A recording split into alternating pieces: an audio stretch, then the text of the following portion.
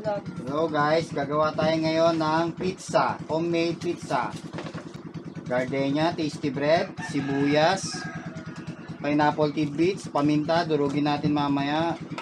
Ayan, mang-grate, tapos cheese, tender juicy hotdog, pineapple tidbits. Yan lang ang main ingredients natin sa ating homemade pizza. At saka yun, yung hotdog na ipinirito. Ayan, lalagyan lang ng ketchup bawat lahat ng tinapay. Then, ilalagay na sa ibabaw yung ingredients. Sakto lang. Kulang? Sobra? Hindi yung paminta kasi yan. Aw. Maanghang. Sabi mo gusto mo ng hotdog.